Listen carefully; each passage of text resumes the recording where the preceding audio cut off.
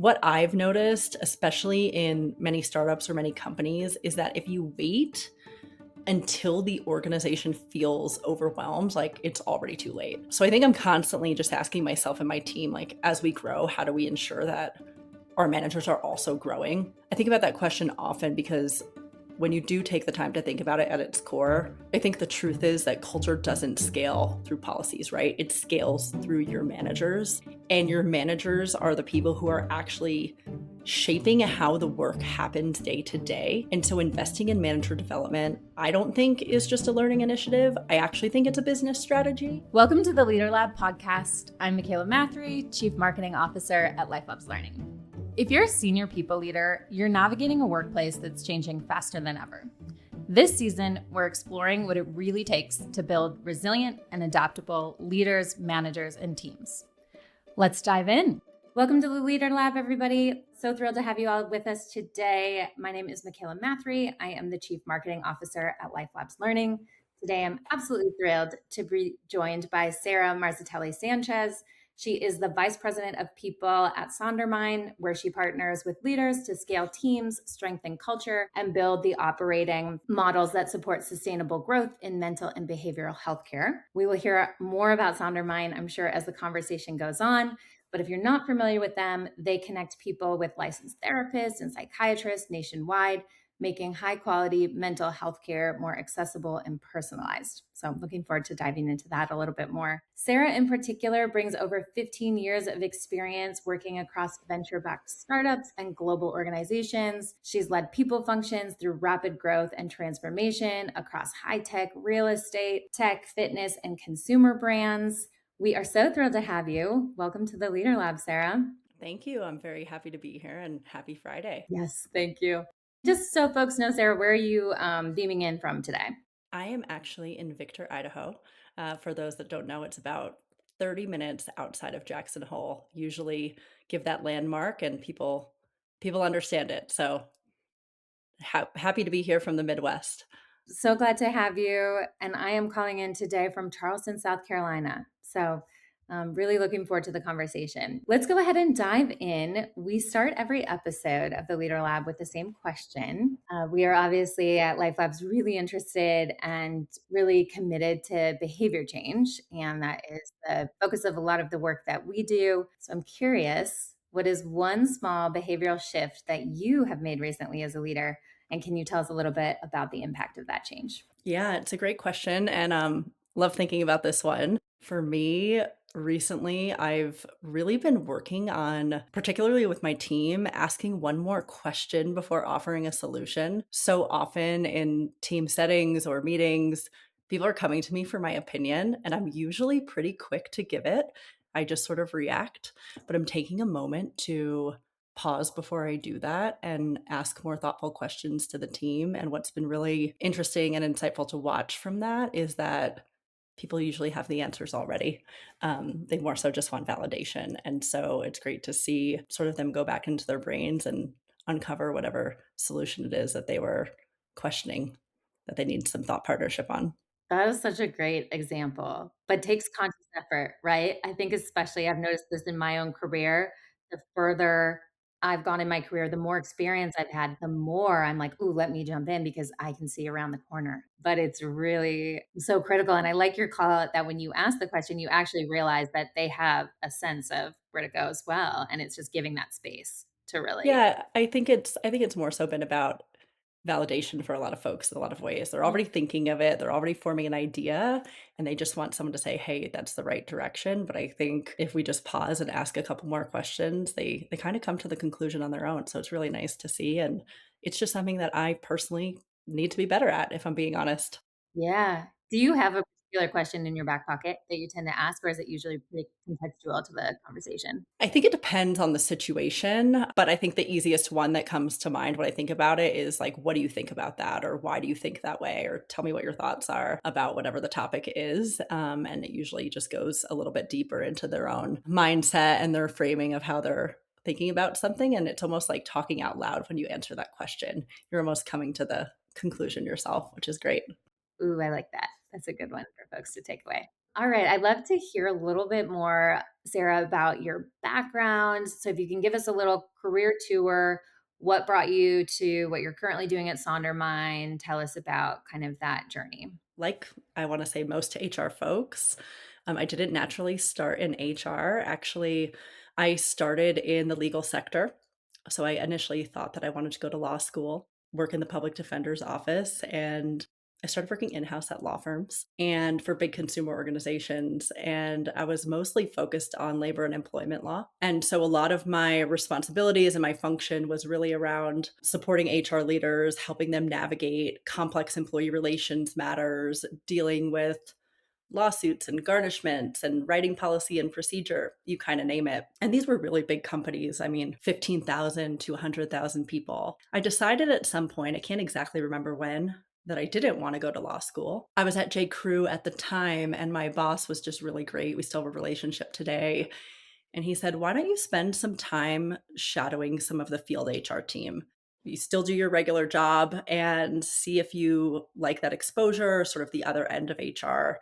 And I really enjoyed it. I was out in the field, in stores, seeing things live, working through people problems from a different angle. And that was sort of my trajectory into HR. After that, I call it my first startup. I went to a really small women's fitness brand. There was a big backing, big company in the UK, but the US business was actually really growing pretty independently. The company was Sweaty Betty. A lot of people might know it in the athleisure space. And it was my first foray into not just solely leading a people function and setting up everything from the ground up, but we were such a small team. I think I was the fifth corporate employee. Wow. We were doing e-commerce and brick and mortar. I was setting up shop floors. We were building a website. We were doing influencer events, and it was actually really fun. I was there for about 2 years. We opened a number of boutiques, and ultimately, after that role, I said, "That was really fun. I really enjoyed that, but let me go back to big corporate America where I came from." And I went back to a really big consumer retail brand. A couple weeks in, I realized I think I made a mistake. I think I'm meant to be in the startup space. And I really did a lot of self reflecting and figured out like, what are my non negotiables? Like, what's important to me in my next role? The New York HR community is so great. I connected with a number of leaders in the space, and one introduction led to another. And I met Brad Hargraves, who he's the one of the original founders of General Assembly, and he was on his next biggest venture, which was in the real estate space when co-living was really big. When WeWork was sort of doing all that. And so fast forward a little bit, 4 startups later, I made my way to SonderMind. I've scaled companies, from being as early as 65th employee to hundreds, to joining a couple hundred in and scaling to over 1,000. And I've typically joined companies, call it post Series C. That means a lot of different things for different businesses, but there's usually been a little or a base infrastructure on the people side. And my job was really to take it to the next level and build on that and really create scalable practices. But Sondermind was actually a little bit different. It was a little more mature when I came in. I think we were about 300 people. It was just about 4 years ago, and there was a team in place, and there was some foundational stuff in place, which was great. But again, it was really about scaling all of the programs and the tools and the processes and the systems, and making sure we had the right people, process, and systems in place to grow. And so it's been an incredible journey about 4 years later, and I'm still here. And you know, Sondermind's incredible because the mission is so important to what we're doing. But I think the people at Sondermind are really what makes everything so much better. Tell me a little bit about that. How would you describe the culture? I would say if I reflect back, I was a little skeptical about going into mental health. Reason being, post COVID, there was so much saturation in the market, right? All of these companies came up out of nowhere. They were trying to capture market share, whether it was clients or providers or both. And with that, quality really suffered, was one observation I had. Hmm. The second observation I had was, this isn't true of everybody, so bear with me, but so many companies were preaching the importance of mental health, whatever product it was that they were selling. And when you dug deep into their cultures, you realized They didn't treat their employees well. There was toxic work environments. They weren't essentially walking the walk and talking the talk. And so I actually met the SonderMind team through a VC connection. And I met Mark Frank, who is the co-founder and CEO, and he just had a different way of thinking about things. He was very intentional, really thoughtful. I could just tell immediately that he deeply cared about the people in his organization, and that really stuck out. And then obviously, I had to come to my own conclusions through that interview process and understand, are my instincts, can I validate them? I met a lot of the people there, and I think just what sticks out is everyone who works at SonderMind is either impacted directly or knows someone who is impacted directly by the challenges of getting good mental health or behavioral health care. And so I think that just leads to a more empathetic population of employee, which has its pros and it has its cons for sure.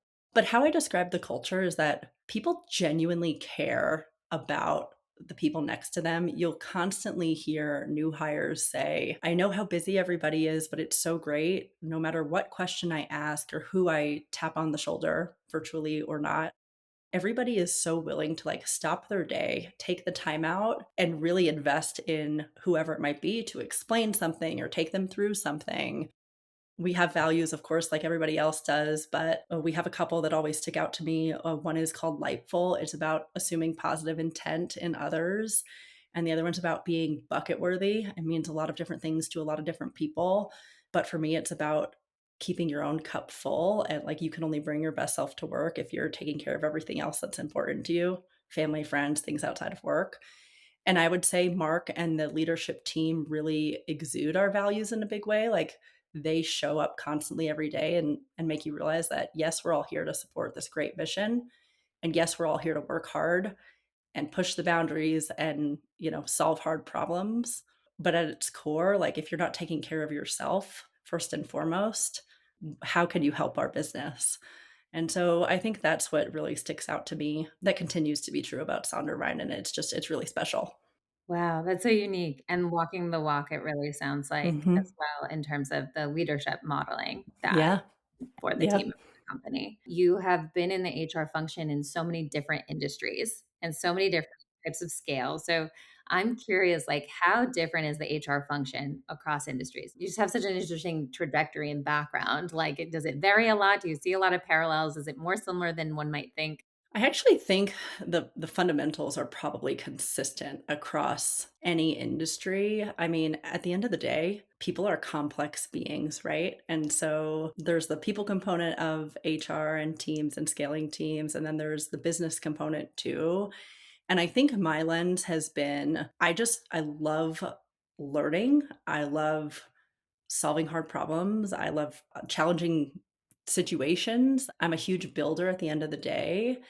And I think it's great that this is a particular role that can be so industry agnostic. Yes, there's uphill battles you have to face in terms of understanding a new industry and a business model. And I will say, this is my almost sixth year in the wider healthcare space. Healthcare is incredibly complex. I still feel like I'm learning every day, which is the most important thing to me. It's just great if you can take something that you learned from one Hmm. business and apply it or evolve it to the next business. I think that's really great. And so there are a lot of similarities in the teams and the companies regardless of size or stage, but I think there's also a lot of differences as well. And I think as long as you have a open mindset about like seeking to understand and learning and challenging, you can really make this career in any industry, and that's really great. And what I'm hearing from you as well is kind of leading with the curiosity first and foremost. You've been in these senior roles leading the HR function at so many organizations, which tells me something. I'm going to assume here that you've been able to really understand the business model as you come on board. Like, do you have any tips for our listeners? Like, what does that look like? Obviously, like you lead with this people forward lens, but you also seem to understand the mechanics of the business and how to speak that language with the management team. Can you talk a little bit about like when you first come on board, how do you think about understanding the business and the mechanics of the business? I think it is the most important thing any leader, not just an HR leader, but any leader should do in their role, what I've done and what has constantly worked for me. And I will caveat this and say I do sometimes question if my approach, which I will share in a minute, is scalable and if I can keep doing it. But what's constantly worked for me is every time I join a new business, my biggest priority is meeting with every single employee in the business at every level. Now, I will say the largest that I've joined has been 300, and that was a challenge. I used to have it be time constrained, and I recognize that I can't do that. But the reason that I do that is twofold. One, it intimately lets me understand the business very quickly. What are people's roles and functions? What are the tools? What are the systems? How do we make money? How do we reach out to our customers? Like, what are the challenges in the business? And I get it from a lot of different lenses and angles. So that's part one. Part two, it lets me meet the people face on and sort of create those relationships early on and sort of removes that barrier of, I hate to say this out loud, but like HR is scary.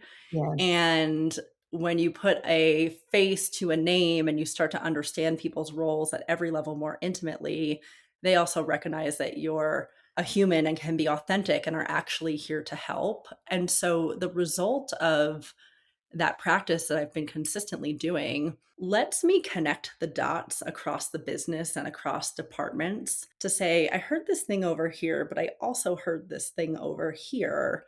I wonder if they both know that they're having that challenge. So it gives me an understanding of how the teams and the functions are working together, but it also gives me sort of this 30,000 feet view to say, like, what do we need to do? Do we need to fix anything? And it helps me shape my own people strategy. But again, I think it's so important, especially for smaller teams or if you're new into an organization. It creates rapport really quickly and it accelerates your learning of the business just so fast. And that is the most important thing. That's so fascinating. Do you have a template for those conversations or are they a little bit more organic? Like, how do you approach it? No, and Yeah. I intentionally don't want a template for those things. I usually just frame it as like, "Hey, I'm new here. I'm coming to the business. This is my role. This is how I can help you. I would love to understand a little bit more about you, the person, but also what you're doing and what your biggest challenge is." Like any conversation, you get all sorts of information from that can evolve. And I like to keep it pretty organic, no formal Hmm, agendas. It's that's my interesting. approach, I think, is a little more organic and authentic, and so that just aligns with how I like to operate. And to your comment earlier about building trust with people, I think that also comes through I don't have a formula for this. It's a personal connection as much as it is you gathering context that you would then piece together. Shifting gears a little bit. So, about a year ago, the team at SonderMind came to Life Labs, Mhm. and we have for the past year been working together on some foundational manager training for the organization. So, I'd love to pick your brain and just hear a little bit more from you on maybe starting a little bit more broad how you think about manager development, what that looks like. You can speak specifically, to the scale of Sondermind. What it looks like from some of the work we've done together is that you've been very intentional about building out scalable programming internally for managers. So tell me a little bit about your philosophy, how you've done this at Sondermind and previous organizations. Like I mentioned, I've always sort of run relatively lean people teams, regardless of the size of business that I've been involved in. I think that varies based on the organization. My general philosophy is if you have the right people, number one, the right processes and the right tools, like no matter what size your team is, you can make things scalable. And for Sondermind, and actually as I reflect on it, I think this might be the third company I've rolled out Life Labs at. I Mhm. can't fully recall. The reason that we sort of went that direction is my team isn't big, like I mentioned. And so there's a lot of things that we do internally that we can support managers. When it comes to being an expert in people manager training, I tend to like to outsource where we need to and where it makes sense. And so for our manager training at SonderMind and previously, that made sense for our business at the time. I think what's important is So many people or companies or leaders assume that because someone is a really great individual contributor, they will be a great people manager. You want to believe that to be true, right? But it's just not always the case. And while SonderMind's headcount has relatively stayed flat, I would say, give or take, over the last couple of years, one of the things that's really important to us is about promoting from within, giving people opportunities, giving people, unique career paths, trying different things in different parts of the business. And we've done that with managers and we've done that with individual contributors. But when we've done that with individual contributors, we really see, hey, this great person is awesome at their work. Let's put them over a team because we think they'll be awesome at that too. And you Hmm. realize they're not necessarily equipped with the tools Hmm. that they need. And for some people, I think the thought often comes to them that says, like, it's people management. It should be, pretty straightforward. Like, how hard could it be? And I think the biggest challenge that folks tend to have is adapting from that individual contributor mindset to that people manager mindset. And so we've rolled out multiple cohorts for either new people managers, people Hmm. who have never people managed before, or just people who have been managing before, but we wanted to put everyone through the same training to ensure that there's sort of this Sondermind way as part of it. And it's always just a really great refresher for folks too, who have been people managers for a long time. There's so many different tools and tricks and different tidbits of information that help make people better managers. And we really felt that we could create these small cohorts of people and sort of align people with different backgrounds but maybe in the same phase of their people management life cycle and give them a little more focused training. And I think one of the reasons that we're big fans of Life Labs, I will say, because it's rooted in brain science, and a lot of that sort of is the core of how we think about things at Sondermind too, right? And so equipping managers with support, whether they're transitioning to a new people manager role or just coming into the business, I think is just important to give them, more tools in their toolbox to be successful.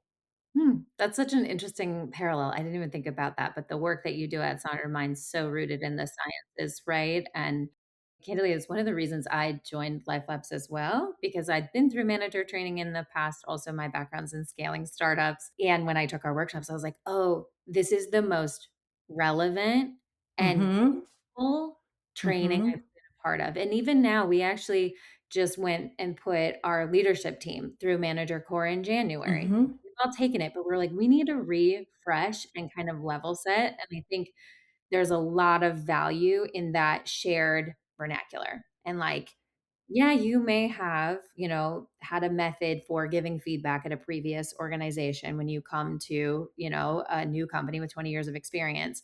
But giving everybody a similar framework to operate off of, I think is a multiplier in ways that you just don't get if people are kind of, I read this management book 15 years ago. Mhm.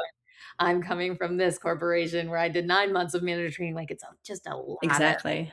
inputs. Were there specific signals when you kind of first came on board at Sondermind that you're like, "Ooh, I need to think about manager training a little bit differently than maybe they had before you were there?" I will say we really didn't have anything when I joined.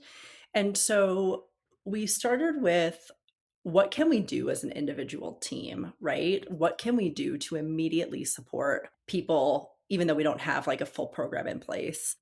And so we came up with our own internal, we call it like a manager best practices guide. Mm, nice. uh, Call it a two-page document that the Mhm, second someone joins or becomes a new manager, it's like, hey, we're going to get you into training. We can't do that just yet, but mm, here's some self-learning tools that you can use to sort of get up to speed on like how we think about this just fundamentally, sort of high level expectations on how to operate as a people leader. And so they also are partnering with their HRBP as well to sort of get that introduction, if you will. I think if I think about it, I think timing really matters with these kind of investments, right? Because they are investments. Right now, or maybe a year ago when we brought this on, we were hiring a number of roles across the business, right? All different functions, which meant teams were growing, new managers were emerging. I'd say expectations were increasing too. Our business has been growing 40% year over year, and that makes things harder. And like I mentioned previously, we do a lot of promotion from within, which is really core to who we are. But reflecting back, I think what I've noticed, especially in many startups or many companies, is that if you wait until the organization feels overwhelmed, like it's already too late. So I think I'm constantly just asking myself and my team, like, as we grow, how do we ensure that our managers are also growing? I think about that question often because when you do take the time to think about it at its core, I think the truth is that culture doesn't scale through policies, right? It scales through your managers. And your managers are the people who are actually shaping how the work happens day to day. And so investing in manager development, I don't think is just a learning initiative. I actually think it's a business strategy. It's so interesting. You said a couple of things that stood out to me, and it has actually been a theme on the podcast, and I've heard from a number of other guests around promoting from within. So Mhm. I think some of the best companies, some of the most effective companies ever are organizations that build really strong culture, promote from Yep. within, and then they grow that. And it is surprising to me how often that promotion from within does not come with the support and systems to make those folks effective in what we've described as a very different role, to go from impactful individual contributor to somebody suddenly who's solving. You and I were talking before we started recording about context shifting and how we do that in leaders all day, as leaders in our organizations all day every day, but how much of a context shift it is to go from that IC role into that manager level role, and that support being like really critical.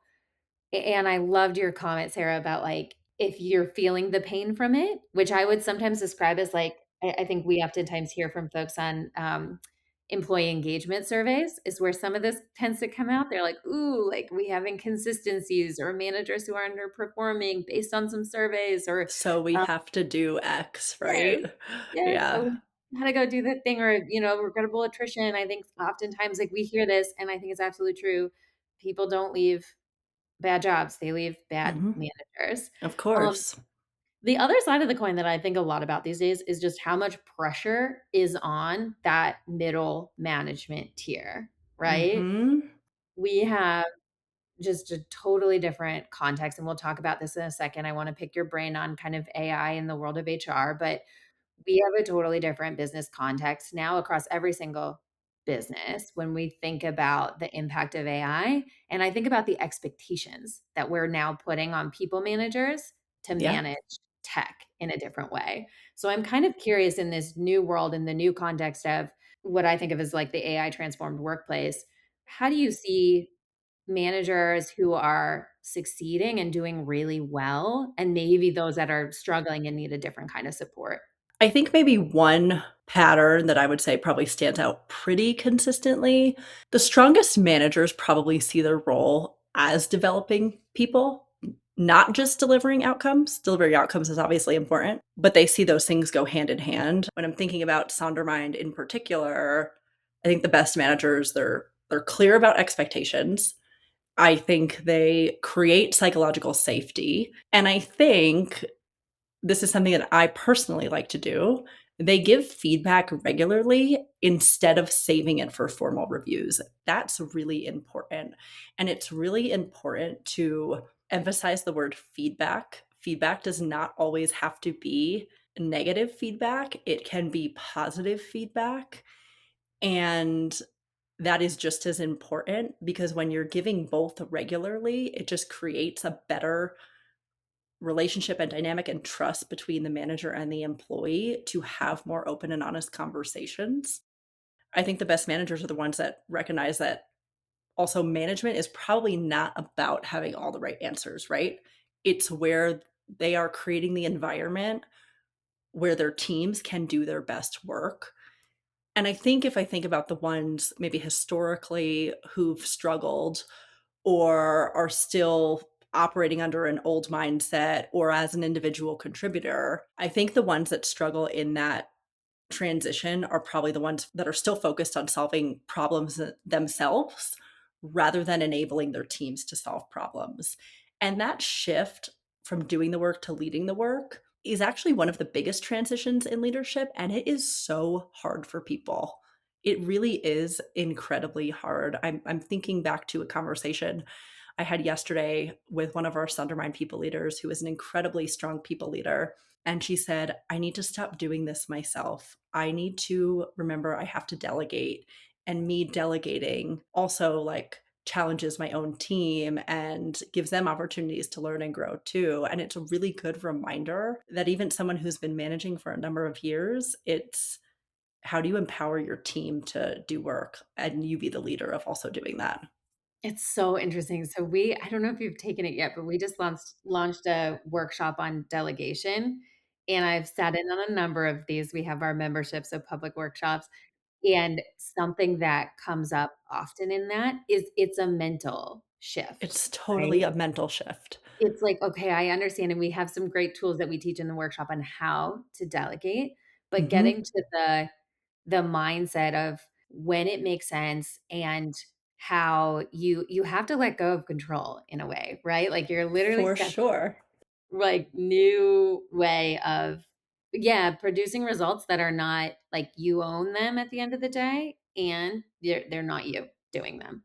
Yeah, I think it's really hard for people to get out of that.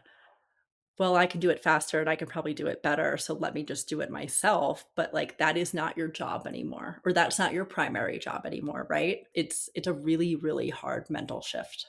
The other thing, I totally agree and have conversations like this with my directors often as well. Like, the other thing is that I try and remind folks, and this is kind of going back to the talking about the business model. I always remind them, I'm like, that doesn't scale. You don't scale. Like, we have to get to a place where you are stepping into this role. You did a great job in the previous role, but I now need you to be a multiplier. And Mhm, you can't be so in the weeds on everything, or you mhm. won't be able to scale. And I think the other Exactly. part of it and just candid conversations I've been having with my leaders is, "You have runway to fail." I'm like, "It's okay. It's okay if you produce something that it's not as good as it would have been if you were doing the work start to finish, and we're gonna learn, we're gonna do better, we're gonna get feedback." And I think that's where feedback is so critical, though. Like you were saying, like, having that culture of, like, you don't hold on to feedback and you don't keep it until that exact right moment or the feedback conversation or the one-on-one, like, it's a the culture around like, no, we do this in real time because then we all learn and grow faster. Are there other things you've done at Sondermind to really kind of instill like a culture of feedback? We are evolving and learning and trying to get better every day. We still do, your annual performance review and your mid-year performance review. We still do all of those things. We have encouraged and constantly reiterate that like feedback in the moment is so important. So whether that's they're hearing it through formal training or reminders or whatever, I think it's constantly something we're saying. You have to tell people things. I think I don't remember if it's like 6 or 7 times before they actually understand it or hear it, right? And so we constantly have to reiterate that message, and we give people tools and resources and we coach them how to do these things too. A manager who I don't talk to often messaged me the other day and said, "Hey, I really want to give your people ops business partner some incredible feedback over the last few months." And I said, "Thank you so much. I'll happily share that. But why don't you go put that in Slack? Because the power of public recognition goes so far for people and it's so underutilized. And so, whether I'm in an executive meeting or a wider team meeting and you hear someone say, This person's so great, it might be a Slack message or an email to say, why don't you go shout them out? There's something psychologically really important that that employee knows the whole company just saw this message about me. That's really, really great. And that's so important. So it's about reinforcing the positive feedback again and some of the opportunistic feedback. One of the things, honestly, that has always really stood out to me about the feedback workshop that Life Labs teaches is that what you were kind of talking about at the end there, the micro yes of like a quick Slack message to be like, hey, I have a little feedback for you on that client call. Let me know when it's a good time. You give that person a heads up. That feedback's coming. We have such a great culture of it at Life Labs that sometimes folks will say, can we talk about that tomorrow? Like, I Yeah. kind of I don't Yeah. wanna do it right now, I got stuff to finish, and it's like, yeah, absolutely, like, I can hold, Yeah. and we're not waiting 3 weeks because that's not Nope. gonna serve the business, but I think that micro yes is, like, so useful, and even even for positive feedback, just, like I have some like great, we call them diamonds from like our playing that it's like, I have a diamond for you that's really like specific. And in real time, just sharing that with folks because I agree your comment about public recognition. And I think we all instinctively know this. Like We know it. We know it. We just don't we do it. just don't do it because it's like We we've don't do experienced. it. I can tell you the last time that somebody said something positive about me in the workplace in a public space. I can literally recall it right now. Yeah. I'm like, yeah, I know what it was, and it made me feel so good. Yeah. And when you're having really tough weeks, or you're just like, gosh, am I even doing a good job? You go back to those Yeah. moments. You're like, well, in that space, Yeah. this came out, and I think that's just such a good reminder of like Yeah.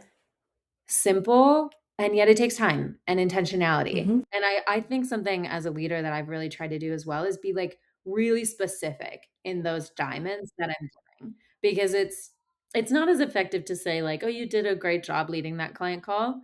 It's like way more effective to be like, "Here are the 3 things I heard you do on that client call that were so exceptional." And that then people are, "Oh, I feel seen." Like I feel like you paid attention. I got some advice, I don't remember when, but I think it's such good advice and I would love to pass it forward, which is I put a reminder in my calendar because I personally live and breathe by my calendar. It is just the who I am and how I operate. But I have a reminder in my calendar every Friday to give positive feedback to my team members, whether it's through Slack or directly. So when you think about it, like absolutely, there's got to be something that someone on your team has done great in the last 2 weeks. And if there isn't, I might question, are they doing the right things then? Are they focused on the right things? And even if it's small, like you mentioned, you did really great in this call. You did great leading that trading, whatever it might be. You can find something that is worth sharing in a very positive way that just gives people that extra boost. I love that. It's like, the practice of gratitude journaling, right? Where, like, at the end of the day, you think back about the day and you're like, "What was good about the day?" It's like that for the workplace. It's like, "What was a positive thing?" I'd love to shift gears a little bit and talk about AI. We can't host this podcast without talking about it. It's everywhere. I think we are very much living in the AI transformed workplace. Curious, especially given kind of the size and scale of SonderMind and also your team. Is there any experimentation that your team has done with AI around coaching tools or training, upskilling? And were there things that you've done where it's actually added value in your leadership Oh, yes. development? Talk to me about what's worked for you. This is top of mind for so many of our listeners. I can't talk about AI at SonderMind without giving like massive props and shout out to a company called Kinfolk. And what Kinfolk initially was set out to do was to be an integrated bot, if you will, embedded into Slack that we train on our knowledge base that answers everyday questions for employees. We're really training it to be an agent and to be a, let's call it in the simplest way, a people operations business partner in your back pocket for your manager. And so we just went through our annual Career Connect, which is our review process. We can have managers talk to it about like, how do I give difficult feedback to this person? And we can embed learnings from Life Labs or learnings from our other trainings so that we're coaching SonderPal to coach them in the right way and like reuse tools and things in their back pocket that they've already been given. And so that's just one component of it. And then ultimately, it will be an agent that can like go make changes in our systems, like Oh, well, that's so request fast. time off and it updates in UKG or change a title or a manager or whatever it might be.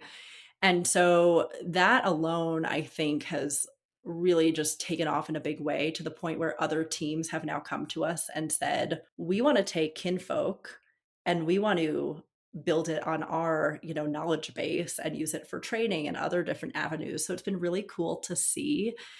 And I don't know what the numbers are, but if you think about 75% of tickets that we were constantly answering, how many hours and time and dollars is that back in my team's pocket that they can focus on different things?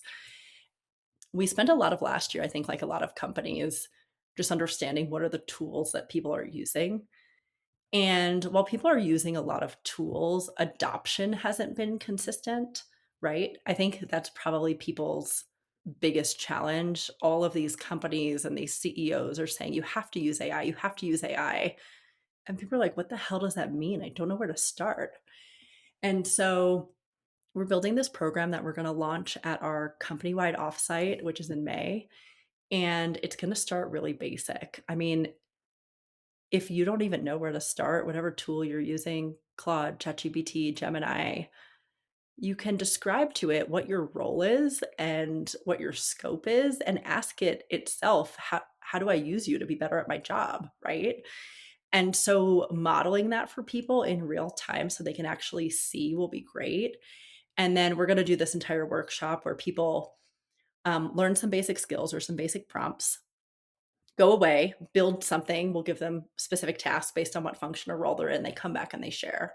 And then Mm, post the event, we've actually built out a 12-week program that the whole company will go to, where each week the mm, challenges get a little more progressive and a little more difficult, if you will.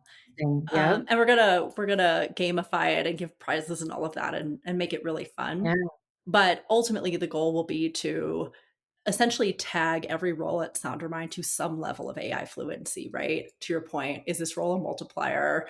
Is this someone who just needs basic skill set? And our whole goal is we don't want AI to replace anybody, but AI is here to stay.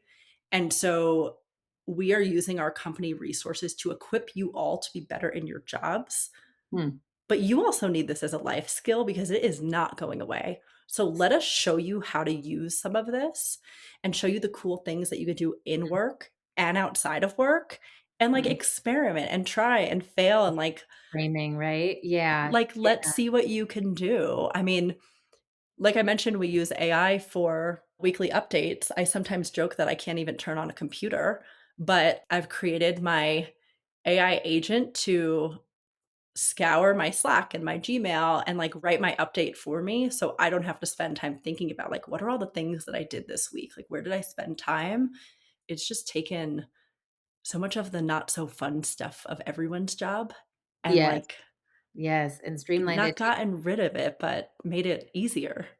your point too of freeing up the time for you and your team to focus on some of the more high leverage and Mhm. impactful things. I'd love to know if you kind of think big picture about Sondermind, like how much of the AI fluencing upskilling is falling on your team to drive on? Is that really coming through? I think one of the themes we've seen on the podcast is literally these initiatives around internal upskilling. And I think so many organizations are, yeah, whether it's experimenting, launching actual programming, it's coming from within the HR function, which I think is really exciting for HR. I'm like, this is a great time to bring some of these changes, but the people leader has such a unique voice in, yes, but here's some of the things like what you just shared with me was so unique around like, everybody's afraid AI is going to take their job. So some of the framing you're doing for your team is like, we want to teach you how to use it because it's here to stay. It can help you in work and in life, and that makes it a little less scary. And I think that's just a different framing than maybe if it was coming from, within your technology function or your product. I think it's a little bit different. So I'm curious, like, where does that fall? Is it really one of your initiatives and one of your key focus points? It is an initiative for me, Yeah. but I would say we have such a awesome grassroots effort at Mm, SonderMind. There's so many people experimenting across the business, which is really cool to see. So think about it in terms of like I'm leading the company programming, but it's being shaped and facilitated by internal SonderMind employees, people who have decided that like they really want to invest in this. And we're seeing some of our most junior employees like mm, really get just create the most awesome things, right? And we have employees teaching other employees across the business. We actually have a Slack channel dedicated to just AI learning. We don't require people to join it, but if you want to join it, you can. And we have monthly workshops that are led by individual employees who more or less volunteer to say, hey, there's something I want to teach or learn. And they showcase like these are cool things that you can do. And we actually have a lot of participants come to each of them every month. So it's really mm, great to see. I think there's definitely parts like any business where people have skepticism, right? I'm not going to mm, say that's not true, where people are probably nervous. But again, I think the framing is like this is like when the internet came out, right? Like you have to embrace it because if you don't, you're going to be left behind. And one of our shining stars at SonderMind is like, we want this to be a career defining place for you to work. And that means different things to different people. But if we can equip you with skills to hone your job and be better and to hone you in life and be more efficient and better, like I think that's just really incredible.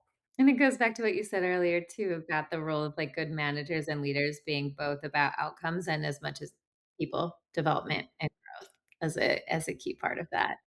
Thanks for all that insight, Sarah. I think you shared like such great things with our listeners that were both like tactical, and it's so helpful just to get under the hood a little bit and know Hmm. like what is working, what are you learning, where are you going with things. So our final question we like to close out with is really a chance for you to share with our audience one small behavioral shift that you would recommend for listeners who want to build more resilient, adaptable teams. I think it's a nice segue off of what you just said, which is the AI transformed workplace requires us to be more resilient and adaptable than ever before. So I'm curious if there's a behavioral shift that you'd recommend. Based on what we just talked about, maybe one small shift I think is to normalize learning out loud. I think we talked about this a little bit, like, sometimes things don't go as planned, and I think often people are probably looking to assign blame or, maybe taking time to, like, pause and reflect and say, like, "What did we learn from this?" I am working on trying to constantly be better here too and really encourage others to stop and ask that question, like, "What did we learn from this? How can we improve this going forward?"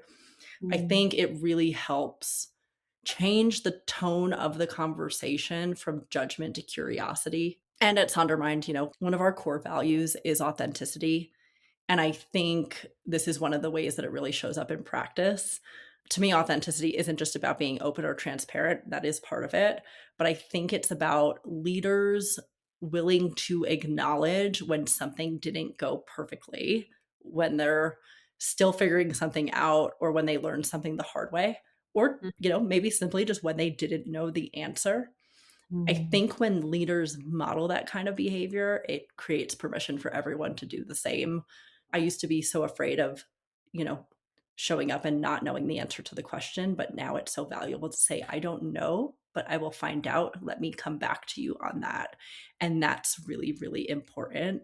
And I think, resilient teams aren't the ones that avoid mistakes. I think they're the ones that learn faster. They learn faster than the challenges, they evolve. And I mm. think that really comes back to leaders being authentic, just authentic enough to like learn out loud and learn out loud themselves. We often say it sometimes also at Sundermind that done is better than perfect. And that's sometimes hard for people to grasp as well, right? Like it's okay. Let's take risk. Let's try. Let's push the boundaries. Let's fail together and learn from it.